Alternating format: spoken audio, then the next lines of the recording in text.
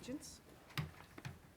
I pledge allegiance to the flag of the United States of America and to the republic for which it stands, one nation, under God, indivisible, with liberty and justice for all. Okay, the first item is the approval of the warrant. So moved. Second. Okay, all those in favor? Aye. Aye. Opposed? Abstain? Abstain. Abstain. The chair votes aye. That's 3-0-2. Good. Thank you for helping me with my counting there. And is there someone here for public participation for an item that is not on the agenda tonight? Okay. How, we okay with this next? Okay. So we have our student representative. It's delightful to have you here again tonight. Bridget, I'm glad you were able to make it. Yes. So what do you have for us tonight? So the sophomores are having a dance on Friday night for everyone in the school, so all grades. And juniors are starting a fundraiser this spring that each kid gets in the class because their prom tickets for 2021 are expensive because their prom is in Boston, I think at the Marriott Hotel. So their tickets are like over 100 right now, but each individual student gets to lower their costs by doing this fundraiser.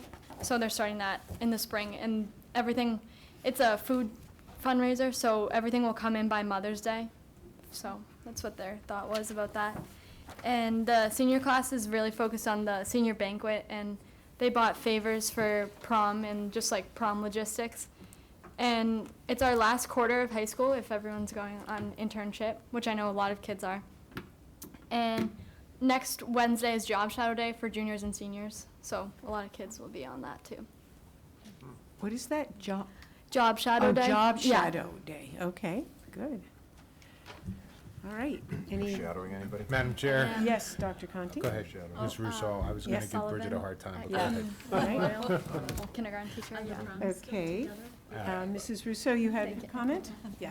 Are the proms still junior and senior together? Yeah. Or- Oh, okay. But the seniors are like in charge of this year's, and then juniors booked a different location Oh, I for, see. yeah. And Okay. they want to start fundraising because it's really expensive. So Bridget, you might want to tell the school committee that this is the second day of the new semester, is that correct? Yes. So you said Today's- you're in your last quarter of senior year, Yes. isn't that correct? Yeah. And there'll be no slumping, correct? 'Cause No. you represent No the slumping. student body of the Yes. school committee. Exactly. So that's part of the burden of Yes. serving on this committee, is Yes. there's no slumping allowed? No. You mentioned a definitely quarter, is that correct? not. Yeah. Because you'll be on an internship? Yep. Does the school committee know about the internships we have? We probably have over 200 students now participating. And Bridget, your internship is going to be where? Memorial Elementary School in a kindergarten classroom. So I think the family business is Yes. is a bit of a pull there. So that Yes. would be great. So we're looking forward to having you at Memorial, and I'm I think excited. that's awesome. So Thank you. again, you're a quarter down to high school, huh? Yes. Any thoughts about next year? Yeah, college of some sort. I don't know yet. I have 3. It's a new one. Yeah. You said you had gotten into 3 already, Yeah, so and that's those a are, big deal. I have 3 top right now. Great. I just haven't made the choice yet. All right, great. So that's good. Well, let us know, I will. and congratulations. Thank you. No slumping. No, never. All right. Any other people who want to give Bridget a hard time, or? All right. Okay. All right, so the next item is our subcommittee reports. Have there been anybody have a subcommittee or report for that tonight? Again, Madam Chair, just very briefly. Yes. We attended town meeting last night. We had one thing on the warrant, which was requesting that town meeting approve an underspent warrant on the middle school cafeteria tables to an overspent warrant having to do with the Pine Glen sewer pumps. Bob presented. I thought he did a great job, and I wanted to thank town meeting for supporting that change. So again, thank you to town meeting, and not really a subcommittee, but we did have a public meeting last night. Okay. Any other comments? Yes, thank you to town meeting again for helping us get that straightened away. And there's no one here representing Town Ways and Means tonight. I think they're probably saving up for budget season, which is upon us. We do have a couple of announcements. I know Mr. Nelson has a very big announcement to make for us tonight. Yeah, it's always a pleasure to talk about the boys' track team, because as many of you know, my son was on the track team for 4 years here in Burlington. And a couple of Saturdays ago now, I believe it is, at the Reggie Lewis Track and Field Center in Roxbury, the Burlington boys' track team won their 4th consecutive state relays championship.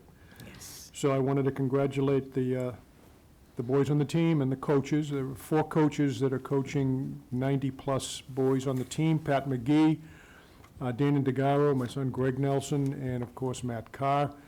I don't know of too many teams in Burlington history that have won 4 state championships in a row. You'd have to go way back to probably when I was going to this school many, many years ago. So 4 in a row. The relays are a particularly prestigious event because there are 3 athletes that compete in every event. So the team that wins the relay championship has to have the deepest team in the league. And I believe there were 50-plus teams that competed, and Burlington came out on top again. So congratulations to the track team and to the coaches, and hopefully they'll make it 5 in a row next year. Yes, congratulations to the track team. I also imagine there's a lot of other teams that had a lot of good reports, but I don't have any specifics. Do we know about other teams that have done, finished up was that the fall season that we're talking about? I know we're in the middle of the winter, but this was, Well, the track this team one? they have state championships throughout the course of the oh, season. throughout the season. you'll Okay, have so we're still in the basketball and middle. hockey towards the end of the season. Okay, in the middle of winter season. So go teams, go Red Devils. Okay. Okay. All right, so now on the next item, I would like to take out of order under old business the Burlington High School 2020 Program of Studies, our second reading. Mrs. Russo has to leave early and wanted to make sure we got to that tonight. So Dr. Conti, do you want to update us on that? Again, very briefly, I think the high school, Mr. Sullivan, Mr. Adubato, took feedback from the school committee, I think, very seriously. We met, I think, a couple times. I know they spoke with some of the folks regarding one of the questions that came up during the meeting, which was the requirement to take honors chemistry concurrently to AP biology. And people were willing to make the change recommended by the school committee. So I think in front of you at your seats, there were some of the language changed in red. I think they wanted to stress that it's now strongly recommended that it be taken concurrently, but the requirement, it's no longer a requirement.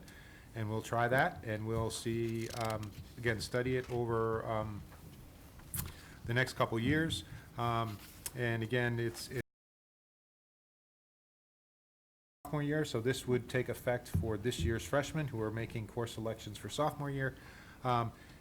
It would really be about junior year and senior year, just looking at their sequence. And I think the guidance office, the counseling office now is really pushing to do more 4-year planning. And so we'll look at the impact. And I think if there's a negative impact, we'll come back to the committee. And if there's no impact, we'll also come back to the committee. But we're willing to give that a shot. So again, the language is in front of you, and I'm going to recommend that you support the program of studies with this change and second reading for Burlington High School. Okay, are there comments on this? I'll make a motion, Madam Chair, Okay. that the committee approve the course of studies with the revisions that are before us this evening regarding the grade 10 advanced placement biology. Okay. Second. All right. Are there comments? Yes, Mrs. Russo? I just want to thank the Science Department and Guidance Department for the conversations that we had going back and forth and all the information being provided. It was very interesting, especially looking across the Middlesex League and then other schools and how this course is, and it's definitely one of the more unique courses. So the teacher in this course has been outstanding with no matter which way it's being taught. So I just appreciate all the time and energy that they put into working with us and talking this through too. Okay. Are there other comments? Mrs. Monaco? Yes, I also appreciate the fact that this has changed to strongly recommend rather than require. I think it's a good step for the time being, and maybe a bigger overview of all of these courses could be taken to see if maybe there's some broader modifications that might make life easier for our students to go through without the pressure and the bottlenecks of various requirements. So I will vote yes on this. I do, however, want to make one other point, and that is on, what's the name of the course? Bridge. Yeah, on the bridge program. I had a few questions, I've been going back and forth with Eric about that, and I would like to see some examples of what is actually done in that. I mean, I'm going to vote for the change because it's all part of this, but I would still like to see some examples of what these modules are that the kids are doing in that course or class or whatever. It's a program, I guess. Okay. Thank you. All right. Are there other comments? No. I also wanted to just comment about the issue that came up around the concurrent honors chemistry with the AP biology, that it, first of all, just for people to be aware, it's only related to the grade 10 students, because I believe other students would be taking honors chem in 10th grade and then taking AP biology in 11th grade. So it may or may not affect, I don't know exactly how many students it'll affect. I also appreciate all the work that the science department and the administration has put into this, because it is very complex and there are many issues. I'm a little concerned about sort of going against what the recommendations of the science department is, because I do believe that they know what their students are taking and what their students need. And my request would be whether it's, if there's any concurrent class, the issue was that they felt that there's some feeling that there are specific topics in chemistry that students need, as 10th graders haven't had it, to be able to do the AP biology. And last meeting, we were discussing how the AP biology teachers were having to go and teach it anyway because it hadn't been taught yet in the chemistry class. So I would like to request, if it hasn't already been started, that the science department look at sequencing in the honors chem so that it could be taught before. And the point being is to have more time for the AP biology teachers to get through the curriculum, which is an issue that we've also raised, is sometimes an issue for us. So I'm comfortable with the decision that was made. And I wanted to point out, as Mrs. Monaco mentioned, implied, that we are voting tonight on the entire program of study. So there were a couple of issues and questions that had come up at the last meeting, but we are voting to approve or not approve the full program of studies. And I also wanted to comment, I hadn't mentioned it last time, but there are a number of courses that are not going to be offered, at least for the next year or so. They didn't have enough enrollment, and I'm actually disappointed. There were a number of classes like U.S.-China relations. I think that in today's times, in today's world, we need our students to be, learning more about the rest of the world, learning more about how our government works and things like that. And I'm disappointed that there weren't enough students to run those classes.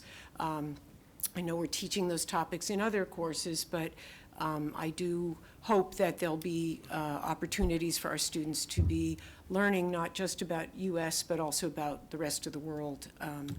So those are my comments. Seeing no further comment, I'm sorry, Mrs. That's all right. Rousseau, more to say? You brought up not enough taking the classes. These two classes, next year's class is one of the lowest class sizes to come through. Okay. The 2,000 babies that graduated a couple of years ago and the junior class right now are one of the largest class sizes. So I think we see some of those classes ebb and fade with regard to the number of students we have in the high school, but behind this incoming freshman, as Dr. Conti and we've been discussing with the elementary, it definitely picks up again. So for me, when I saw those classes not of interest, I thought more of how we've gone from really high class sizes now down to lower graduating classes. But I'll be looking forward to seeing maybe some of those classes come back too. Great. Okay, yes, Mr. Cuna. Hi, to the chair. If I can go off topic just for a brief update on BCAT for a second. We are currently not streaming tonight's meeting. Okay. There was a mechanical failure at BCAT, and I was just in contact with them. Okay. They are live streaming on Facebook, and they are recording tonight's episode. Okay. But they will not be able to get it up on live stream, which means if you go onto the TV, Comcast, Verizon, doesn't matter, you will not be able to tune to the channel. It'll just be black. It will Okay. not have tonight's meeting on there. But if you go to Facebook or to the recording that'll be posted on BCAT, you'll be Okay. able to see the meeting. All right. Sorry for the interruption. Thank you for letting us know, although we can't tell the people who are looking on BCAT channel, only people who happen to be watching on Facebook, you know. Right, so, okay, but thank you, that's good to know. Any further discussion on the BHS Program of Studies? Okay, all those in favor? Aye. Opposed? Chair votes aye, 500. And I'd also like to now go to number 5A. We had listed as a communication some updates on the athletic field maintenance. We are not feeling that we have enough information, and but I did, because it's on the agenda, wanted to ask if anyone was here to discuss that topic tonight. Okay? So we're going to move that to, is it the next meeting that we'll try to do that update on? Mr. Cuna, will you have that available? The athletic field maintenance update, will we be able to have that conversation at the next meeting? Yes. Okay, all right. Postponed to our next meeting. Thank you. That's it. All right. Was there something you wanted to report tonight, or we'll just do it next meeting? Okay. All right, so back to the next thing on the agenda was under instruction in technology. We have, there's a topic that Dr. Conti's mentioned before, the portrait of a graduate, and he's been doing some work on that, so you're going to give us an update now, right? Yes, Yeah. thank you, Madam Chair. Actually, I've been sort of assisting. Patrick's doing most of the work, so I want to turn it over to Patrick to talk about just a brief reminder of what it is, and then the steps we've taken so far, and it's really going to be an ongoing conversation that will eventually wind up here. Patrick. Thank you. I know we did it with a large group this summer, leadership team. I think, Diana, were you there for that one this summer? Okay. And basically, the portrait of a graduate is something that's happening across the country, in school districts. A lot of people are just focusing it at the high school level, but we feel it's important to kind of look at this K to 12 because students just don't show up here in 9th grade. And what it is like, what are our priorities? Like, so here are a few of the questions we ask during the activity. What should every graduate know? Consider general and specific facts, concepts, and ideas. What should they understand? What thinking skills should they have? What traits, qualities, or characteristics should every graduate embody? So this is kind of the community's idea of what is somebody that graduates from Burlington Public Schools, like, what do they look like? What can they do? What qualities do they have? And it's actually great to start the exercise with the educators. So we've done it, like I said, with a large group here. Did it at a Pine Glen staff meeting. Did it at Francis Wyman staff meeting last week. And it's been great, actually. It's been a lot of fun to have the teachers get into this work, because who knows the students better. But we're trying to expand this as we move forward. Obviously, we'd love to have school committee members involved in one of these activities, as well as some other stakeholders in the community. Parents, of course, are critical to this. So the goal is, over the next few months, is to do this 3 to 5 more times with different groups of stakeholders, and then put a group together to kind of look at all of the results and kind of put these together and decide like what does the final portrait of a graduate look like for Burlington Public Schools. And that's really honestly, I think, the beginning of the work, because from that point, we have to talk about if we think that every student should know and be able to do A, B, C, like how are we measuring for this? What are we doing along the way in high school? And then before they get to high school, what do we think a middle school student should be able to do? And what do we think an elementary student should be able to do? And it doesn't have to be an overwhelming list. It's really just what are the core things that we as a school community feel that our students should embody by the time they get through the 13 years here in Burlington Public Schools. So I think it's important. It's a big part of strategic planning, and I think the work is going to take some time. It's time consuming, but it's well worthwhile. And because I think it gives us some concrete things to fall back on, like, well, we agreed that this is what we wanted our students to be able to do by the time they leave our school doors. And so it's fun work. I look forward to going through the exercise, and I just wanted to kind of give you an update as to where we're at, and I look forward to sharing more. And like I said, it'd be great if you could be involved in one of the activities at some point. So I'll let you know when some of those are coming up.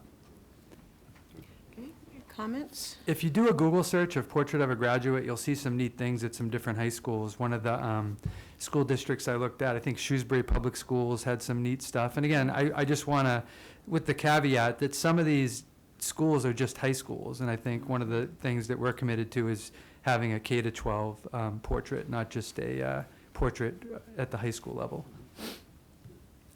Okay, all right. In what ways would you recommend or let us know that we as school committee members could participate? We'll pick a couple dates where we're going to have some different, like we'll have some groups get together. Maybe we'll couple it with some school councils from some of the schools, things like that, to try to get some parents in or some PTOs, and we'll invite you. We'll give you a couple of different options. Okay. and let you know. All right, good. All right, thank you. Anything else regarding the Portrait of a Graduate? Nope. All right, next item is the Diversity Committee update. Okay, through the chair. Okay, It Mr. is. Larkin? It's similar, but I think we're calling it the District-Wide Equity Committee at this point. People could certainly, different districts have different names, but I think the work is similar in fashion, what the focus is. So we have a group that kind of stemmed from the DCP work in the past. Some of the same teachers are dedicating time after their school day is done to come up and really talk about priorities and making sure that we're paying attention to issues of equity in our school district. And I also want to mention, just as an aside, for high school students, because and there's been a number of high school students that have come to meetings this year, but they had their midterm exams last year, and we actually met again after school ended for the rest of the district. They could go at midday, and they came back for the students. So I want to, Sarah Shake, Prapti Shah, Jason Wu, and Marin James, I think, were the four names off the top of my head. And the student voice has been great. I mean, everybody's voice is important, but just to see high school kids leave and come back, it just signifies their vested interest in the work. Our focus right Wait, now is, Could I? yeah, So you're saying these are graduates who've? no. No. These are okay. students that had their midterm exams last week. Oh, and came back to school? And they came back For the at meeting. 3:15 for the meeting, even though Okay. they were done at 12 o'clock. So I Great. thought that was Yeah. dedication. Again, the teachers do that every day. They come after work, so Mhm. credit to them as well.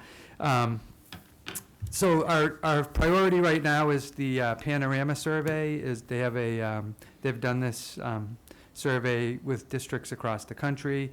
And one of the things is we started to talk about, we wanted to survey students, particularly in middle school and high school, to get their perceptions of how we're doing in regards to being equitable and inclusive.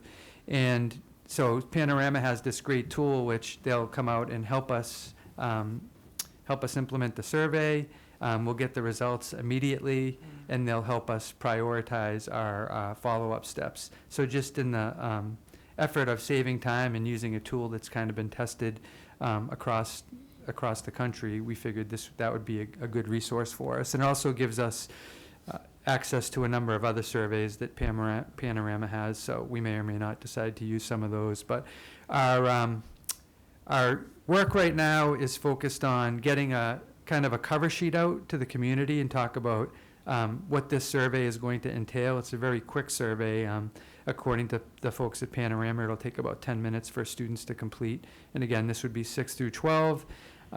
They do it in a manner that they connect with our student information system just in regards to the local identifying number, no other personal identifying information. And we can, we don't know who did it, but we can see that it was done by, this student completed it, but we don't get the results or, we can't see who answered what type of thing. So we're going to put a cover sheet out, what's entailed in they'll see all the questions. People can certainly opt out. I'm not sure if they would have a reason to. I think the questions are pretty straightforward and not really controversial. It's just asking for student perception on how our district, not individual teachers, how we're doing with equity and inclusiveness. And I think that will give us some great information on where to go from there, priority-wise. The other thing that, again, it goes back a little bit to the presentation you had last year from the students from the high school, and they were asking us to do certain things. So we've also committed to have ideas come in and do a course on bias for just our administrators. Because we talked about if we're going to start to have these conversations with our teachers more in depth, that we want the administrators to be to going through any training first, and we want to be able to talk the talk and not just say, we're going to have this training, I heard it's really good, we're going to go through it firsthand as well. So those are kind of the two, I think, big concrete action items that we're looking at for this year is the survey, which will give us data, which will tell us kind of where our priorities are, and also the anti-bias training for our administrative team. Mm-hmm. So again, Madam Chair, Patrick's Yes. obviously been doing a lot of work with this. I think some of the student ideas and actions have also been pretty, again, very impressive from my perspective, listening to them at the meetings. Some of the older students want to go to the elementary schools to talk to younger students, so they're coordinating that with building principals, and they just want to talk about their experiences and how to navigate school and just be sort of pass on their knowledge, which I thought was great. Patrick and Joanne Faust are planning on attending some job fairs in terms of looking at opportunities to bring in candidates to Burlington, maybe adding to the again, certainly our excellent teaching corps, but bringing potentially some diversity into that teaching corps, looking at different types of candidates. Our students, didn't one of the students indicate that he wanted to? Jason said he would go to these fairs with us, because one of our issues, obviously, in Burlington is we don't have many teachers of color to bring with us to the job fairs. So some of our students have said they'd love to come with us and talk about what it's like to be a student and try to encourage more candidates of color to apply in Burlington. And then we're actually trying to do some of this work across district, because if we can create, instead of having there be an individual teacher of color, not that we don't provide support for that teacher in the district, but looking across district, and if there are several teachers who would come to our area, maybe we create a support group for that teachers with Bedford or with Woburn or something like that, where we can try to provide that support. So we're trying to be more collaborative in our area to try to bring more teachers of color. And again, I think it's always important to say, why do that? And it's not like we don't have excellent teachers now. We do have outstanding teachers now. But I think there's a lot of research that says, or that indicates that students who experience an educator who looks like them have a much greater chance of success over time. So again, it's not causation, but there's correlation in some research that says that they need to see teachers who look like them and through their process, and so through their educational lives. So we're again trying to do that, and we're obvious of who we are, and so clearly we are not contributing to that diversity either, but I think we're trying to get help from the students in our district to do that. Beyond this year, I think, again, some of my colleagues have done equity audits. And so they would take information from a survey, like Patrick mentioned, student voice, teacher voice, and that would be sort of a baseline. And then we may come to you next year looking to bring in someone to help us do an equity audit. And that would be putting together some focus groups with parents. Again, how are your children being sort of included in programming? Are they being blocked out from scheduling? Do they have access to all activities? So we can get some feedback in terms of how we're servicing things, because if you don't reflect on what you're doing, sometimes the patterns that you create reproduce patterns that have existed for a long period of time. So, and it may be patterns that we're all comfortable with and that we've benefited from, but there may be others where the pattern needs to get broken in order to make sure that we're being equitable and inclusive across our programming. So I think that this is not a quick fix. This is something that we want to continue to revisit. It's just a lens that we need to look through. And like Patrick, I just want to thank folks who are contributing their time, volunteering their time. Again, students, teachers, we have administrators in that equity committee. And I think the conversations that I've been a part of or that I've observed have been outstanding. So I think we're trying. Good, thank you. Does anyone have any comments or questions? No?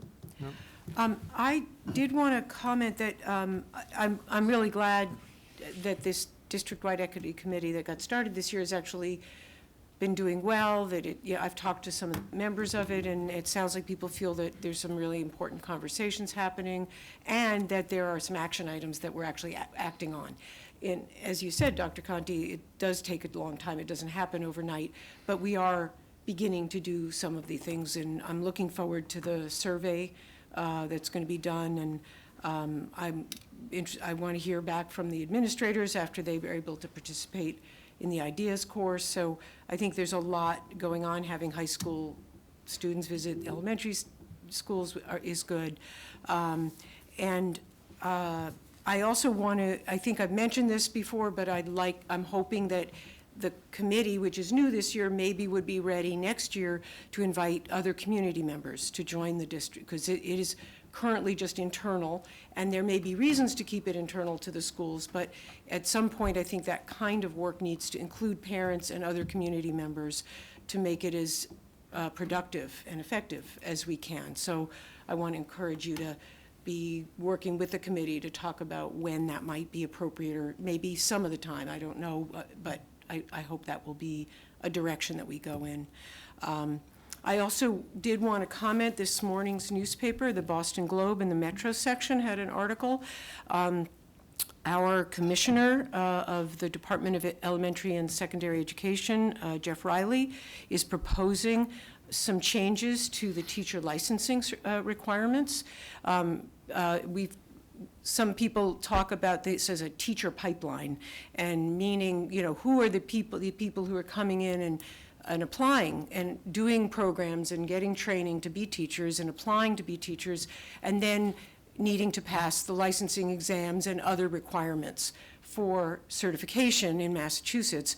And there's been some evidence that the MTELs, which is the test they take, it's a standardized test, that it's not necessarily the best way to demonstrate all people's way of whether they're a good teacher or not. And so he is proposing that there be at least a pilot for, it says 3 years in here, where for people who have difficulty with the MTEL communications test because they have difficulty with standardized testing, maybe could do something that's an experiential thing that would be observed and supervised and would actually show evidence of being a good teacher, of managing a classroom, of instructing the curriculum. So I'm very excited to hear that Commissioner Riley is proposing this, and I'm hoping it will go through.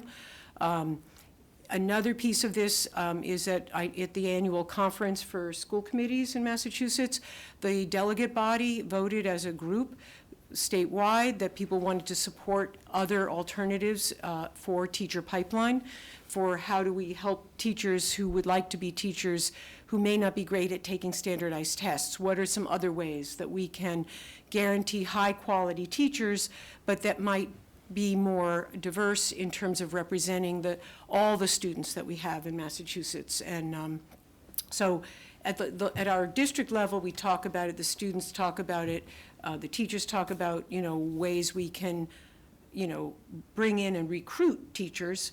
I'm really pleased that Dr. Conti mentioned how do we keep teachers who may be teachers of color, who may not see a lot of people around them to support them, and also, though, to figure out ways that we can have more and more people who want to be teachers from minority communities be able to do that. So I've been working with people on this for a couple of years, and it feels like there's a little bit of movement forward, and especially having it be at the state level is pretty exciting to me. Through the chair? one quick- Yes, Yeah, Mr. also, Lucker. I know we've been part of the diversity roundtable, or the, it's at the state level where we've been going to meetings monthly in Worcester with districts from all over the state that has the same goals to get more educators of color into the district, so talking about a variety of ways. So myself, Carrie Purchase, and Joanne Faust have attended 3 of those meetings now. Great. Okay. Any other comments on that topic? All right. So the next topic is the elementary space needs, which we have said we Again, would talk about every time. Yes, So what's new? Madam Chair, we'll get right to that. I just, again, wanted to Okay. add, I'm sorry, one other thing to All the right. committee, just informational, is, Patrick, there's a separate group that sometimes gets confused, but it's another important district committee that is trying to gather people together to make sure that we're making progress. So we're part of a grant, is that correct, for Social emotional learning? social emotional learning? So again, not on the agenda, a separate group from the equity committee, but just to inform the committee. They met today, which is why it's in the top of my head, so. Yeah, so we were funded, our membership was funded through the Rennie Center to be part of this SEL network at the state level. And it's been useful to meet with other districts and just to hear best practices in supporting social emotional learning. We do find that we're doing a lot of quality things in the district to support social emotional learning. A lot of it is due to some of the resources that you've supported to put in place that I know some of our colleagues don't have, like, social workers and school psychologists and things of, positions of that nature in each school building. So we're just trying to, put together a district plan, like a 5-year plan on how we can make sure that we continue to get better at this work and to highlight, first of all, our strengths and then to look at areas for growth. And so right now, again, we're in the process of coming up, I feel like we're always talking about surveys, but the last one was for students. The next one we're a very brief survey that these teachers are helping us develop to give to teachers to talk about where we might have some areas to focus in the future on social emotional learning, some professional learning under social emotional learning to support teachers.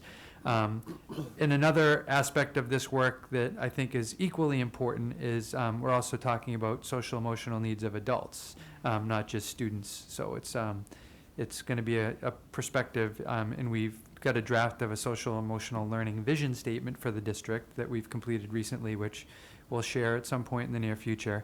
But it really is clear that we're concerned about the social emotional needs of all community members in Burlington Public Schools, not just students. But one of the things we're looking at is to make sure we have proactive programming in place, not just things that can support students that have already had something happen, but also to be proactive and hopefully avoid some of the issues that could pop up without the supports in place. So again, we're fortunate to have so many smart people at the table here, honestly.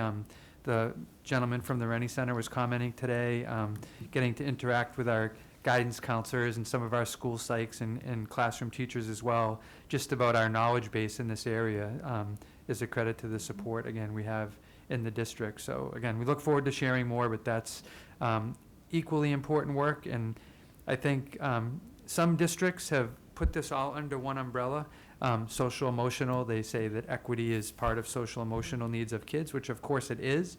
But we feel right now the scope of some of the work under the equity umbrella needs to be very focused. So we don't want anything to get lost under a larger title. So we're doing this work kind of in parallel, hopefully. And again, thank you for reminding about the social emotional today. No, and again, it also allows more people to be involved, which is great. And then Patrick and I went to a bias workshop yesterday, and one of the statistics that they mentioned just really reinforces the social emotional needs not only of students but of adults. Is we probably lose about 50% of teachers in their first 1 or 2 years nationally from the profession, and that's because, again, it's, as you all know, it's a very hard job to begin with, but they're starting to see about 35% of the majority of those teachers are leaving because of struggles with either social emotional challenges of the job or feeling like their social emotional needs of their students aren't being met. So it's a real dilemma that we have to continue to focus on. And I know town meeting often looks at some of our staffing related to our enrollment, and we talk about it's just not about the number of kids, it's about the needs of the kids that we have. And I think being proactive in terms of supporting those needs, I think, as this committee has done for many, many years, continuing to promote smaller class sizes, making sure that we have resources available, all really help us address the social emotional needs not only of our students but of the adults who work with them every day. So again, thank you. Again, honestly, just wanted to give you a brief update as to some of the work that we're doing. So, Madam Chair, I'm Good. sorry I kind of added the It was the District-wide Equity Committee and the SEL Committee. SEL Thank you for the committee, so, reports. I Great. apologize that. No, that's fine. Any other comments on the SEL work that we're doing? Okay, so now we'll move on to the elementary space needs discussion. Thanks, Madam Chair. I'm going to have Bob just give us a brief update on the, I want to get the consonants correct, RFQ. So I always want to say RFQ. So tomorrow morning, I'll be sharing with the committee an RFQ that was given to me by Whitney Haskell on the town side. Whitney had some previous experience, and this was a RFQ that was submitted by a local town doing a similar project to what we're considering. So we use that as the basis. We've made some updates to it as well, too. So I'll share it with everybody at the committee, everyone here at the table, Nicole and Dr. Conti as well, too, just for feedback. Once we get the approval on that, there's 2 dates that I'd like to propose. If we could have it back by this Thursday by 4 o'clock, which is really fast, that means it could be in next Wednesday's ComBuy's website in the Central Register. If we push it off until next week, Thursday, February 6th, any comments or edits for approval, then we could be February 12th posted to ComBuy's. Obviously, February 12th, if we give a minimum of 2 weeks, maybe even 3 weeks for proposers to get back to us, that's going to put us right about February 25th, around our next meeting. So I think at the last meeting, we had said maybe the last meeting in February or the first weekend in May, the first meeting in May, March. So I think we can definitely hit that target, and I don't know if we want to try to rush. So once I get it to everyone tomorrow, if you can review it, if there's a chance that we could get it done by Thursday at 4 o'clock, great. If not, the following Thursday, which would be February 6th, and I'll put this on the email. If there's any edits or recommendations to the RFQ, would be appreciated. Right, so I would certainly like it if we are able, I don't know if everyone will be able to, but if we can get it in this week, we obviously then have more time to address it. So if that's possible, that'd be great. If not, then we would do it by the 6th. 6th. Yeah, I don't know what other people have on their calendars for this week, so I don't want to make any commitments, but I am hoping that we can move forward. Now, you're saying there's an RFQ. Is it just one? Explain a little, because... Yep. So the RFQ that we're looking at, and again, one that's been tried and tested before, it would be a designer/engineer And then it has qualifications below of what that person would have. So they would have electrical, plumbing, design, engineer work, and they would either have to have in-house or under contract partnerships that they work with already. This wouldn't be something new, like a smaller firm may not fit it as by itself, but most medium to large-sized firms, like throughout the community, would already be doing this type of work anyways. So we're really not trying to single anybody out, but we think that we would hit a big market space with the way that the RFQ is written. Okay. But again, I think this is where the feedback would come in. If you thought that it was limited, we could reword it. But I think this hits the mass market of what we would be looking for. Okay, any questions? Yes, Mrs. Monaco? Do we have any of the paperwork from when we went through this process before? Can we do some comparisons? Yes. All right. So if we can get that both at the same time, okay? Or, Well, Whenever. we'll look at how different it is and Okay. sort of make that judgment. And then, honestly, it's gonna be in the responses and your judgment of the responses that will be, the important part of this as well, so. But again, at the conclusion of this, we hope that you will select a firm then that we can direct some of the questions that we have outstanding in terms of, again, Mrs. Monaco, you mentioned, like Pine Glen site or something, like we would get some expert advice on that process. So that's the point of this is, I think the analogous firm would be KBA, is that the firm that we ended up selecting? Yeah, but I don't know if KBA would have been able to determine whether or not the site was buildable. I think that might be a specialty. I think they would have a subcontractor that would work for them, that yeah, would, okay. that would do that work. So I think that's really what Bob is saying, is it would be a firm that would have these relationships already. So, If I could just comment on that. So like one of the scope details would be knowledge and experience on study and pre-design phases. And that's where they would go through and analyze whether our existing sites or our existing buildings, look at some of our existing like infrastructure, boilers, things like that. So that's where we would look for either initial estimates, cost, work, things like inside that scope of work. okay. So, and that's just one element of what we're asking for in the RFQ. Right. Yes, Mrs. Monaco? I wonder if the building inspector might be of some help, just in a broad overview, because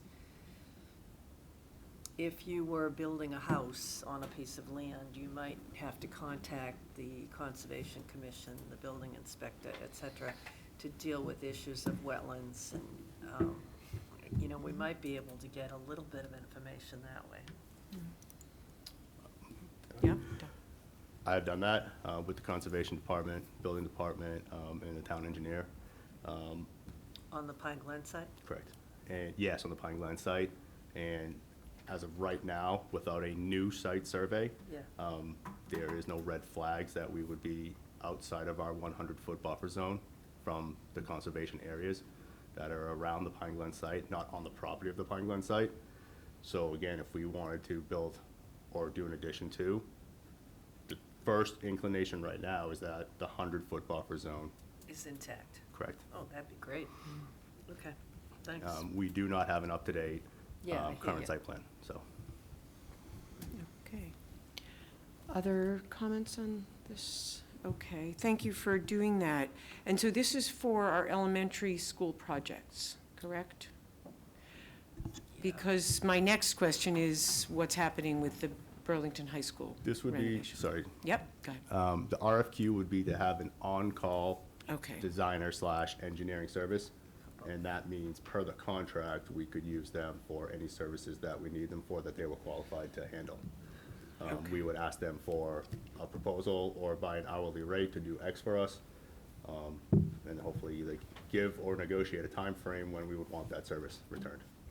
okay, so if we go through this RFQ process and choose a firm, then they would be available to us to both help us prepare our SOI for our statement of interest for the MSBA for the spring for an elementary building, And they'd also be available for us to work on the BHS renovation issues, correct? Is that I want to make sure I understood you correctly. That is the intent of why this Okay. RFQ is going out. Okay, Of course, once we select a firm, we have to work with them within our and their schedule, and again, along the timeline and the price value of the contract. But Okay. yes. all right, Dr. Conti? Through the chair, again, the committee may end up seeing a warrant for May, estimating some of the costs that this company would have. So we have warrant money for the boiler design, so they could certainly help us do a boiler design and put it out to bid if they're qualified to do that. But we don't have funding, for instance, for a site plan or a site evaluation or something like that. So you might see that in a warrant. Okay, all right. One Yes, question. Have Mr. we- Murphy? Has there been discussion generally on the warrant articles for this year? Do we know how much and that type of thing that might be available to us? Again, we have the 10-year capital plan that we're updating that you will all see in the next coming weeks. And then we've talked about some specific projects, and the projects we've talked about are probably much more expensive than the money that will be allocated. But I haven't heard a number yet for warrants. But I haven't heard it's going to be different than it's been in the past. So hopefully we're talking still about $2.5 million with the 50-50 split. So that's what we're hoping. We'll let you know if we hear anything, certainly. Okay.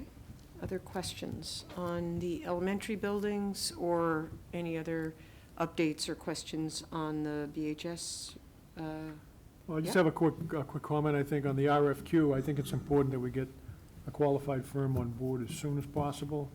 In terms of our input into the RFQ, I don't know how much expertise any of us have on selecting a design firm. I think the RFQ is probably going to be fairly broad in scope. We're going to hope to solicit a number of qualified design firms in the greater Boston, Middlesex County area. I think I'm going to rely primarily on the expertise and the research that's been done in-house. So I'm not sure that I'm going to add much to, I'll certainly gladly take a look at it tomorrow if we get it tomorrow. But I don't think we need to be overly specific with our concerns here. That's down the road a little bit. If we can get, I think there are a lot of good design firms around our area. It all depends on what the market's like and how busy they are and whether they want to get involved in working with us. But I agree, I think, Martha, with your sentiments. Let's get it as quickly as possible so we can get some input to help us with town meeting in May. I don't know if they're going to help us with any type of a submission to the SBA. Just not going to have enough time to do that, but I think that they can certainly give us some numbers, and we can go to town meeting with perhaps a warrant article within our allocation of what we're going to need for design work, which would include site work. It would include site exploration to see if Pine Glen is a site that we can work with, and any other specifics that we as a committee want to ask them to evaluate. Again, Madam Chair, Yeah. Mr. Nelson, very briefly, we have some preliminary work because you did a building, basically a building analysis that's 2 or 3 years old. So I think that we'll have plenty of information for the statement of interest due in April. Remember, we just have to identify one school. We can only have one priority. The work of all of that takes place once we're sort of in the MSBA pipeline. So I think then a design firm and all, that's when they do the feasibility and the design phase and the 7-year process that we laid out for you before. So I do think we have plenty of information for the statement of interest, and I think having a firm on board would be, after that would be critical. And then one other thing, Mr. Murphy, that jumped in my head that you may see in the warrants or several warrants moving forward is, believe it or not, we're doing some compression testing of Varsity Field and the track. So that's beginning to come to the end of it needs to be refurbished. So you may. They gave us about a 10-year window when we first went in, and it's getting It there. is getting there, so you may see some, Is it? it is hard to believe, but you may see some phases of that project as we go through this as well, so. All right. Okay, and so shall we move on? The next topic is the are we talking about the 2020-21 school calendar tonight? So that's different from what's on the agenda, but we need to discuss now the 2020-2021 school calendar. Dr. Conti, if you'd like to present? Does everyone have one in their package? Yeah. I had one someplace.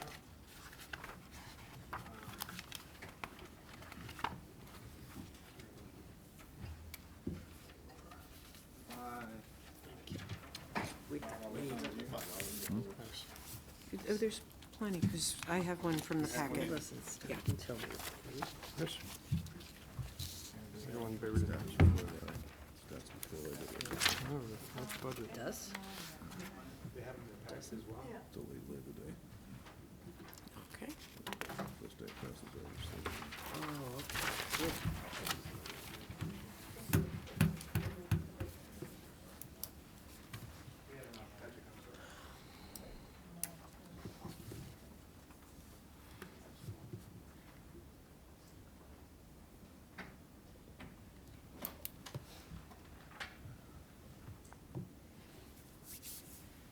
I have one question. What I really need to,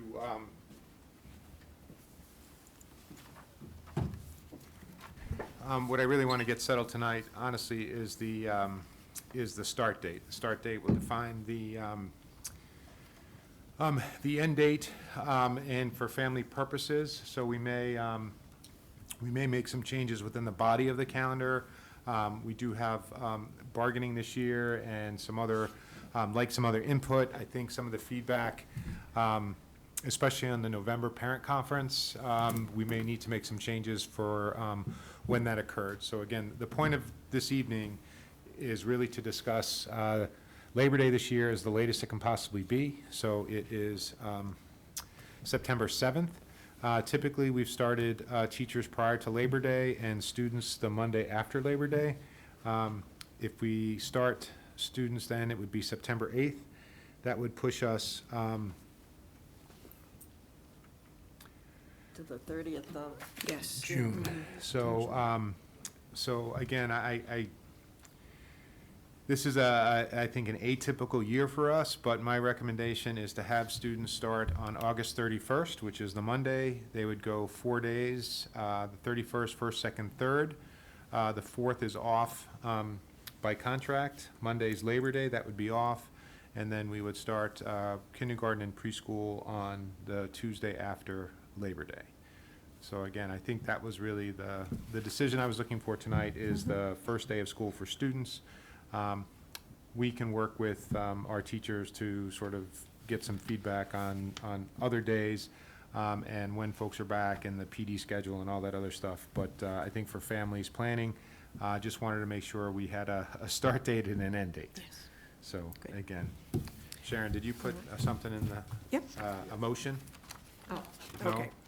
So, So do we want a motion or comments at this point? I'll put a motion on All right. the table for discussion, and that's we, school committee, approve the proposed 2021 calendar as set forth in our backup. Second? Okay, and discussion, And Mr. Speaking as Murphy? one person, I personally don't have a problem with it. It's not new ground. We've started before Labor Day in the past. In fact, we did it regularly for a while, back when we had a tougher schedule to deal with.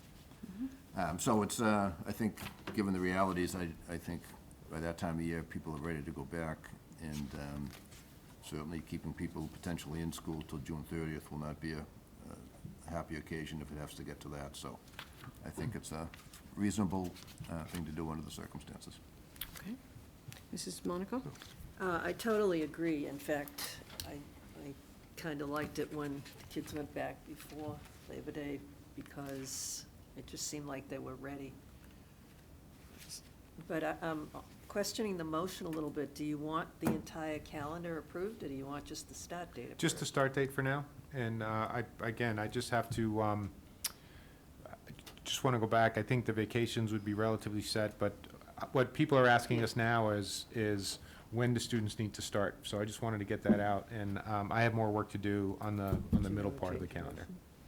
Madam Chair, I'll amend my motion, or withdraw the initial motion and amend it to accepting a start date as proposed in the backup, which will call for August 26th, 27th, and 28th, classroom setup, professional development, no school students, and Monday, August 31st will be the first day of school for teachers and students. Okay. Just to clarify the motion, Tom, 2020. No. I think it's the 25th is the setup, and then the 26th. No. Yeah, According to this, Wednesday, Thursday, Friday is the Oh, I setup. see. So It's- again, okay. with a friendly suggestion, all I'm looking for is the first day for students being August 31st. Okay. Okay. Okay. And then for grades 1 through 12, and then the pre-K and kindergarten would start on September 8th. So moved. Second.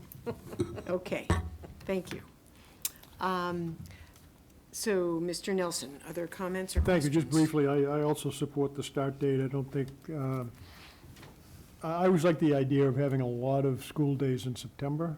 I think it's a productive month when we start out earlier rather than later, so I'm in full support of the proposed start dates.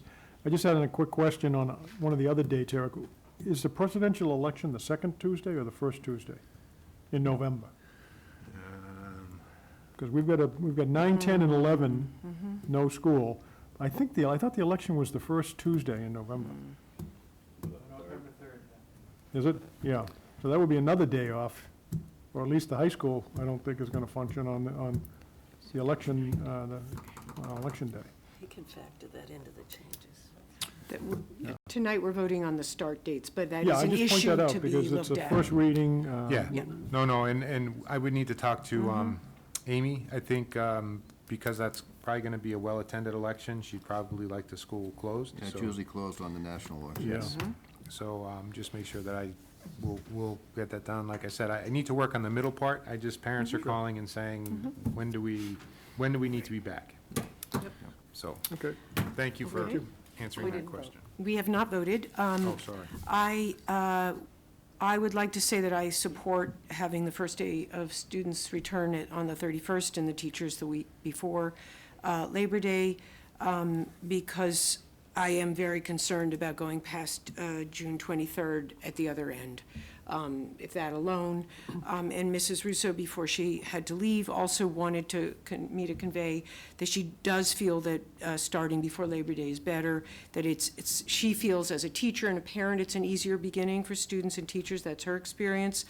And she said she has looked into it, but there's no problem with sports practices starting or any of that, so that's not affected by it.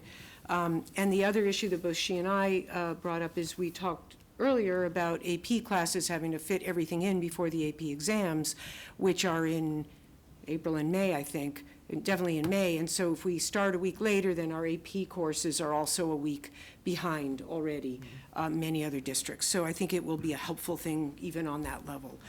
So I also am in favor of this. Any further discussion? No. All those in favor? Aye. Opposed? And the chair votes aye. That's 4-0-0. Okay. The next item is the revised fiscal '21 budget calendar. Dr. Conte, did you want to comment on that? No, thank you, Madam Chair. I think the revised calendars are in your packet, and I did put copies in the back of the town meeting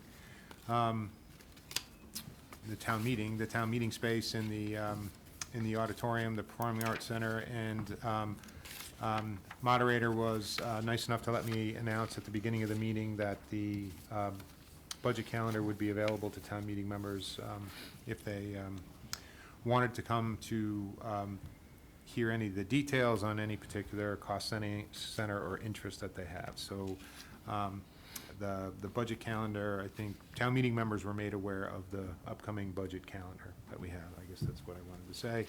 And I think we're ready to go. Okay, any comments? I just wanted to mention that for people who are interested in the details of the school budget, this is where we talk about all those line items and all the details. We will be having presentations by all of the different schools and cost centers on different dates, and that's what this budget calendar specifies. So the first discussion that we'll have an overview presented to the committee on February 11th. If people wanted to come to hear that overview or watch it on BCAT if it's available that night or another night. On February 28th, we'll have a number of service departments like curriculum, health, library maintenance, custodial. On March 2nd, which is a Monday because of the Super Tuesday voting on the 3rd. So we'll have a meeting on March 2nd where we'll review the high school and all of their departments and centers. On March 10th, there'll be a discussion of all of our elementary school budgets. On March 27th is the date of our deadline that we have to be making decisions by. So anyone who's interested in hearing the discussion, we invite you. If you have comments or input, we invite you to our meetings. That's where we do the work on the budget. That's where we do the work. Now, in the meantime, all of our buildings and principals and administrators are working on the budget right now. They are putting together their budget drafts as we speak. Ms. Kasha and Dr. Conti and everyone else is going to be looking at it and putting that budget together to have it be something that makes sense so that we can then start having these discussions at our meetings, at our school committee meetings. Any other comments before we move on? All right. And the next topic is, so now we have old business. We already did discuss the Burlington High School Program of Studies. So we are now going to discuss a second reading on the homeless policy that was presented at our last meeting. So thank you, Madam Chair. An updated homeless policy from MASC was submitted to the school committee as a first reading at the January 14th meeting.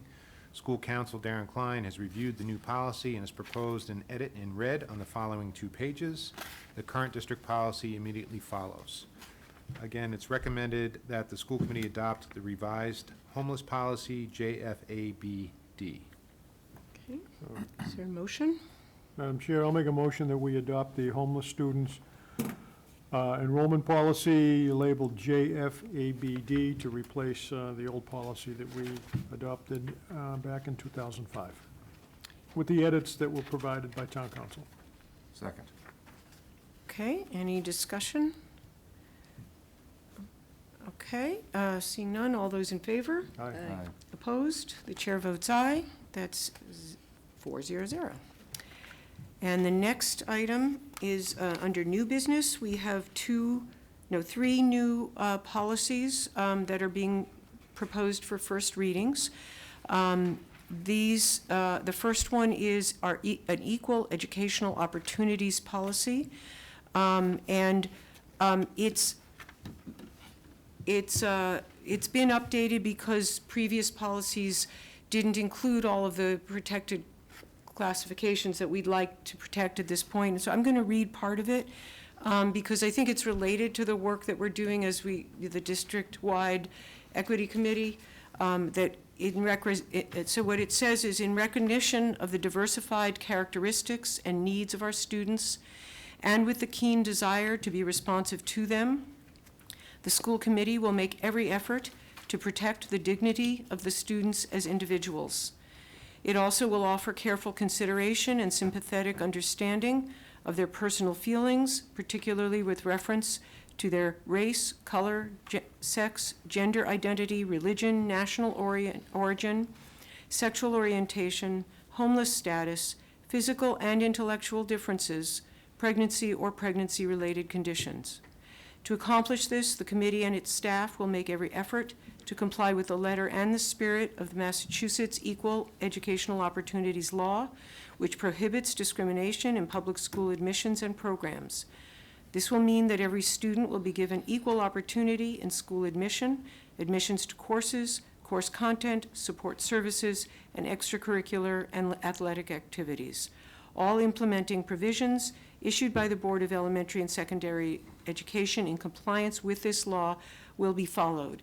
And I do believe that this supports many of the other initiatives and values that we have as a school committee.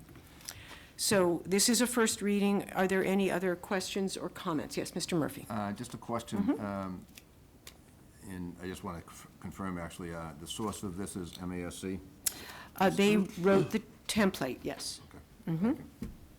And their references are the same as the references that we had on our previous policy that's in effect now. Okay. Okay. The last time we updated it was because there was a new law, and it was required that we add the pregnancy and pregnancy-related conditions, but there were other ones that have been updated since then. Yes, Mrs. Monaco. Is there anything in this that's different from the MASC version? No, there were no changes in this one the way there was for the one we just voted on. Mhm. Actually, just to follow up with that. Yes, Mr. There was a change in the one we just voted on because council recommended changes, correct? The other one, Yeah. On the other Council recommended that we add something on the homeless policy regarding parental consent and things Right. like that. Mhm. So, I mean, I don't know if council is going to review this one or not, so it's possible that there might be additions to that.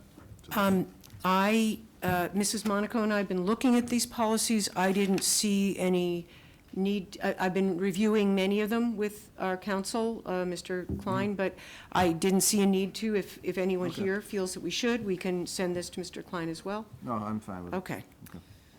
Yes, Mrs. Monaco. The only thing that's kind of bugging me about this is all of these things are spelled out, and I don't see anything in here about special ed students. Physical and intellectual differences. I know, is that, I actually would like the opinion of the special ed people in the audience. Does that sound like enough inclusion to you? Diversity kind of is a broad, you know, it doesn't say what a limitation is, it just says, regardless of your neurodiversity. Her comment, she's not at if the microphone is the issue of Yeah, sorry. neurodiversity. So the word neurodiversity is maybe something we could add in. Yeah, I agree. I'm just wondering, maybe you could come up to the microphone to have this conversation, because to me, neurodiversity is related to intellectual differences. It's about the brain and cognition and differences in the brain. But it's And not it's just intellectual. And so, and I do believe that all of our other special education requirements would be sure to make sure that would be included, but what's your take on it? It's the common phrase people are using these days, is neurodiversity. When I think intellectual limitation, I do think of other, I think of people who don't feel as though they have an intellectual limitation, but they still are encompassed in a special education zone. And neurodiversity just kind of just talks about everyone. It doesn't, it's not owning it. Although it does say, it says intellectual differences. It doesn't say disability. So, yeah, Mrs. Monaco. I would like, if we can maybe run it by Darren to add in that word, because I believe that there is a difference between neurodiversity and intellectual capacity. Okay, other comments? Yes, Mr. Just to throw in a little legal comment, I noticed that our older policy quoted the law, and I believe the law has changed, and we actually took the quote out, but I think this policy is supposed to reflect what's currently in the statute. It looks like the language is almost probably verbatim from what is either in the statute or what is in the regulations. So that's probably why it was submitted to us this way by MASC. It's not a bad, maybe we have a separate policy. I think this policy is just meant to parrot what's in the statutes and the regulations in Massachusetts. I wouldn't mind having a separate policy on it. You're correct that the legal phrase in the old policy is no longer up to date with current law. So that's correct, and it does mirror. But we could ask our Mr. Klein if he thinks we could just add that in. Yeah, I wouldn't have a problem with that. Okay. It's just, All right, before our second reading, I will look into that. Okay. And how would we want that worded? Just to add a comment for physical differences, physical, intellectual, and neurodiversity? Yes. Or maybe just, Yeah. or add just it in. separately? Diverse, Pardon? those who are neurodiverse. Those who are. Okay. All right.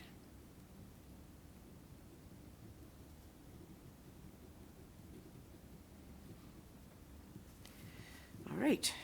Okay, any other comments on policy JB? Oh, no, that's not JB. We're already on, that is JB, sorry. Yeah, okay. So, any further discussion before we move to the next one?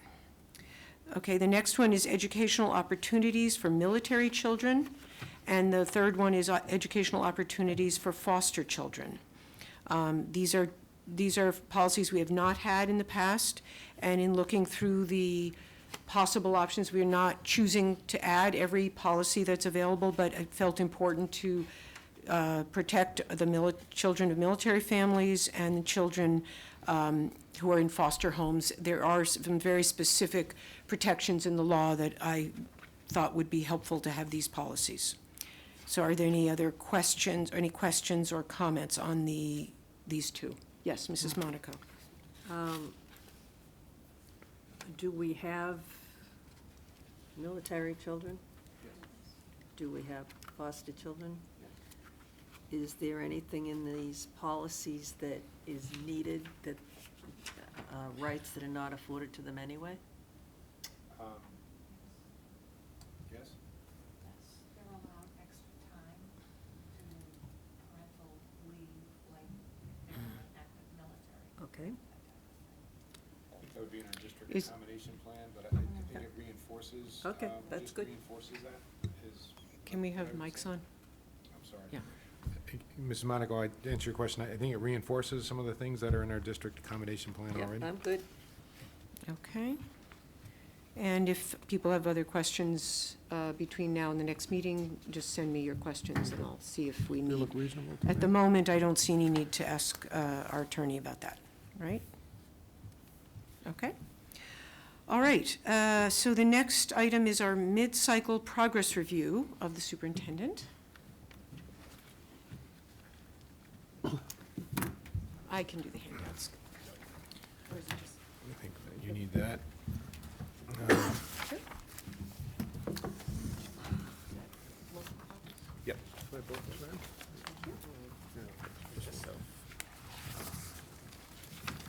And if there's.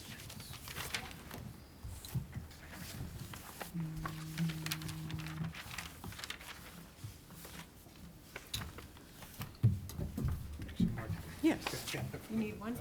One of these, okay. I'll Thanks. come down. That's my original. Sorry. I gave up my own. Would you like to, anyone want to see the planning success district plan that we're referring to?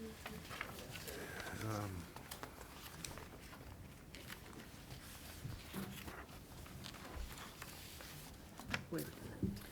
So I think, I wait for Madam Chair.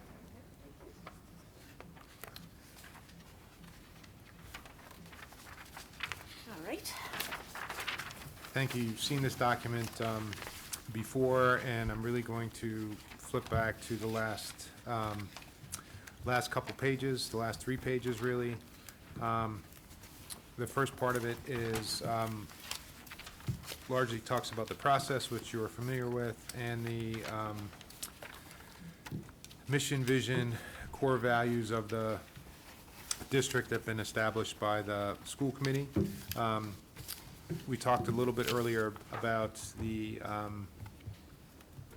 portrait of graduate work, and it may be something that when we eventually get back to the committee with the compilation of the portrait of graduate work, it may confirm your mission and vision, or it may generate some conversation about adding some changes to that or something that you might want to spur on. So that's the beginning part of it.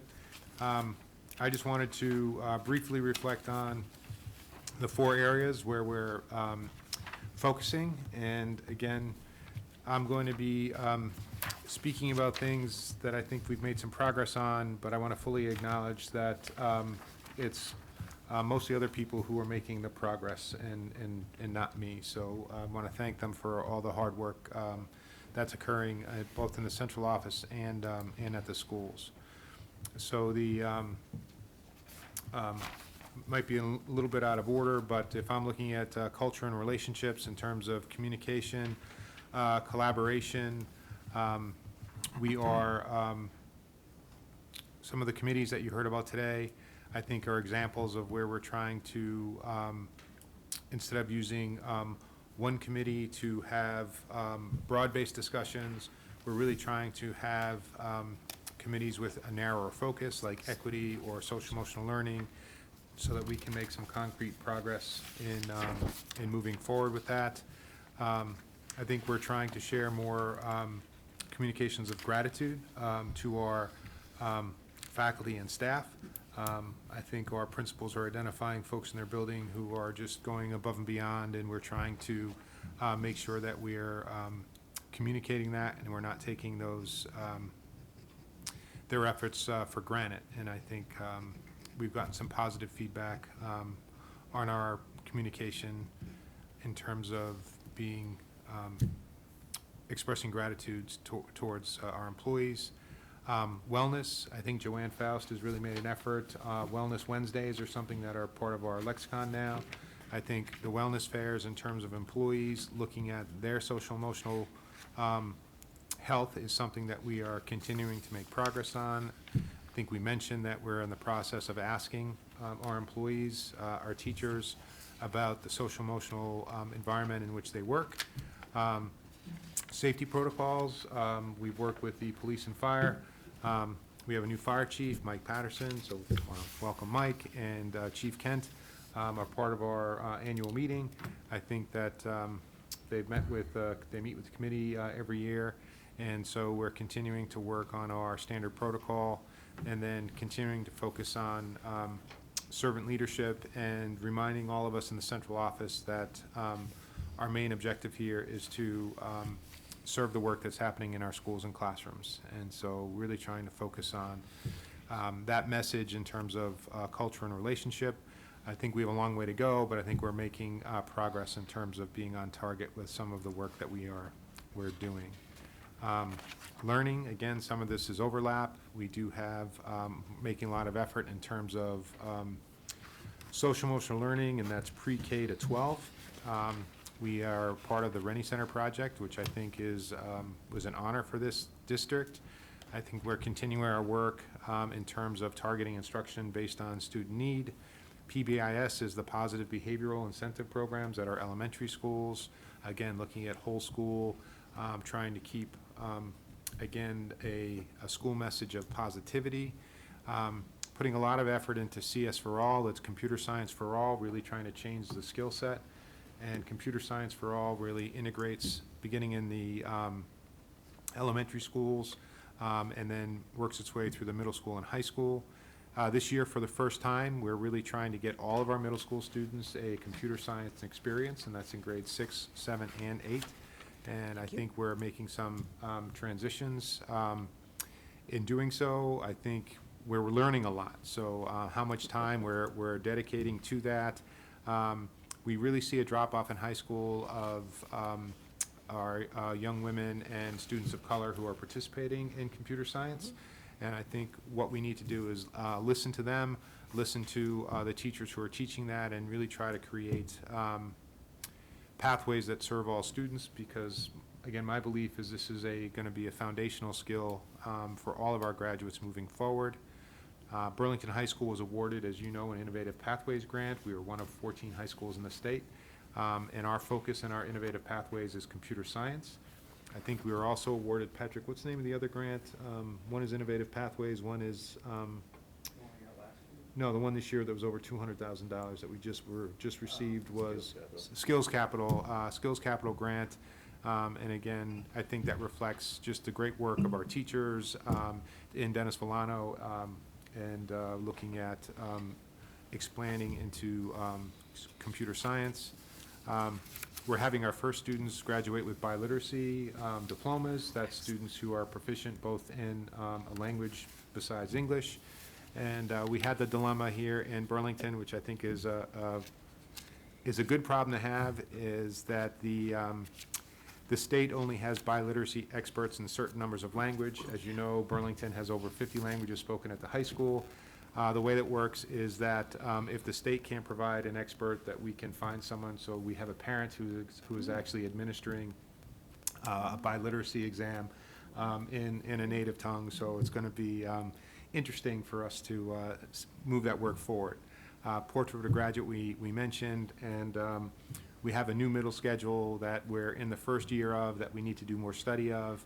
And again, the high school schedule, you heard a lot about last meeting, going to a 7-day, I'm going to call it sort of a modified block, where students don't have to meet with all 7 classes every single day. And so hoping to, again, be more student-centered in terms of scheduling, and with longer blocks and less frequent meetings. And then, again, that also is connected to the social-emotional learning part of high school. Again, all of that work is in progress, and we need to continue to study that. Equity is another area of strategic objective for us. And again, you heard all about the District Diversity Committee, our climate survey that we're putting out, our planning for an equity audit next year potentially, and then the anti-bias training both by administrators and some of the workshops that we've already accomplished. And then our facilities and finance, and I'm really putting the management stuff in there. Updated school committee policies and procedures. I want to thank the committee for making progress in the policy realm. And again, I'm not taking credit for your policy work, but I'm encouraging you to continue with it. I think that's very good.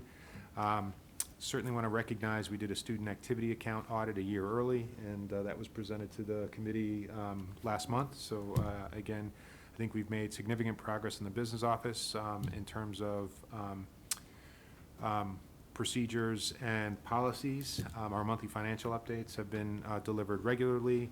Our 10-year capital plan is being sort of updated every year regularly. We have a request for information. Sorry, I got it's a request for qualifications, sorry, for a design firm. So a request for qualifications for a design firm that's going out. And we have we're working on a statement of interest for an elementary school. And we're also working to expand our sustainable practices. So I think in the next month, I think last spring you were visited by a group of kids from the environmental club who had some thoughts, and they're going to be coming back to you, I hope, in the next month with some concrete asks of the committee in terms of moving forward. So I'd like to tell you there are things that we actually can finish, or things that are completed and done. At this time of year, we have very few of those. We're sort of in progress. But I hope you see in the presentations of the school committee in the agenda that we're trying to stay true to focus in terms of those 4 areas. Again, learning, culture and relationships, equity, and facilities and finance. You'll see those same areas when the elementary principals, middle school principal, and high school principal come before you to ask for their budgetary needs. They'll also be presenting a planning for success document for you to approve of. So I think there'll be some mentions there. So that was the summary. Within the document itself, we tried to get a little bit more granular in terms of what we're looking to achieve sort of as we are moving forward. And again, my belief in tonight, it's not to say that we're finished with all this, but that we're making progress in that direction. And so with that, I'll certainly answer any questions or comments or whatever. Yes, Mrs. Monaco? I just have one question. When you mention anti-bias training, is that aimed primarily at staff, faculty, students? I think, Ms. Monaco, it's all of the above, so it's trying to get us to be, sort of understand our perspective and how our perspective may impact others, how we're treating others. We're trying to obviously work on our inclusion always, but just making sure that we aren't falling into patterns that that we're breaking patterns that maybe we've fallen into. So I think we're trying to do more of that. And I think the hardest part is recognizing that change is needed in ourselves. I think it's always, we can always say someone else needs to change, but I think is getting people to reflect and take the time to do that. So that's how I'm viewing the anti-bias training. Ideas training is part of that, but I think we're also trying to have other conversations and bring some outside folks in just to make sure that we're always improving how we're looking at how we're performing. Yeah, I'd like to see some specific anti-bias training for students. Yes. High school students. I think it should be kind of something that they're reminded of, frequently enough, that kids learn to be nice to people. I'd just like to see more of it at the student level. If I may, Yeah, through the please. chair, also, I mean, there's work being done routinely as we, look at the types of stories that we're reading in elementary schools and middle schools to make sure that, we're reading about students of all different backgrounds and. Neurodiversity? No, that as well, yeah. No, that would be one of the things we'd want to, so our students can read stories and have a better understanding of what it's like to be in anybody's shoes. And so, we're constantly looking to make sure that the point of view that we're reading about in books is not one-dimensional, that it's multidimensional. So it's part of a curriculum checklist that we'll be starting to implement within the district as well. Like when we look at sources that we add to our curriculum, are they representative of all different people? So. But I want to make sure I follow up with some specific examples of the training that's taking place and the content of that training, and so I can follow up with that as we go forward. Okay, especially if you can think of some ways to implement it at the high school level. So, absolutely. Thank you. And, I think we're throwing words around, but I think what we're saying, what I'm hearing you say, and I'd like you to tell me if this is accurate, is that when we talk about diversity and about acceptance and bias, that we are talking about some of the big things that get talked about a lot, like color and race and sex and gender and such, but we're also talking about students with disabilities, students with differences, students with physical differences, neurodiversity, and so, how do kids and adults treat each other, no matter what the difference is between what our own personal experience is and that of the student that we're working with, or the peer, the other student that we're friends with or not friends with.